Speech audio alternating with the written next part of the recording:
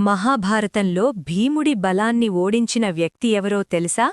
అతను రాక్షసుడు కాదు, దేవుడు కాదు, ఒక వృద్ధ కోతి. మహాభారత కాలం. పాండవుల్లో భీముడు అత్యంత బలవంతుడు. తన శక్తిపై అతనికి అపారమైన గర్వం. ఒకరోజు ద్రౌపది కోసం సౌగంధిక పుష్పాన్ని తెచ్చేందుకు భీముడు గంధమాదన పర్వతానికి బయలుదేరాడు. అడవిలో దూసుకెళుతూ వస్తుండగా ఒక్కసారిగా అతను ఆగిపోయాడు. ముందు దారి మధ్య ఒక వృద్ధ కోతి పడుకుని ఉంది. దాని పొడవైన తోక రోడ్డంతా అడ్డంగా ఉంది. భీముడు కోపంగా గర్జించాడు. ఏ కోతి? నేను పాండవుల్లో భీముడిని, దారివ్వు. ఆ కోతి మెల్లగా కన్నులు తెరిచి, నాకు బలం లేదు కుమారా, నువ్వే నా తోకను పక్కకు జరుపు అంది. భీముడు నవ్వాడు. ఎడమచేతితో తోకను ఎత్తడానికి ప్రయత్నించాడు. కాని కదల్లేదు. అతను రెండు చేతులతో బలంగా లాగాడు.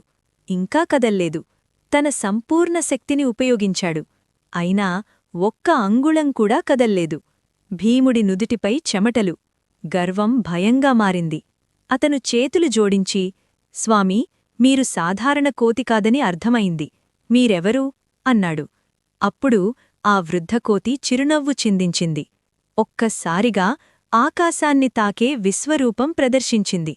అడవి అంతా ప్రకాశించింది. ఆయనే ఆంజనేయస్వామి. ఇలాంటి కథల కోసం మా ఛానల్ని సబ్స్క్రైబ్ చేయండి.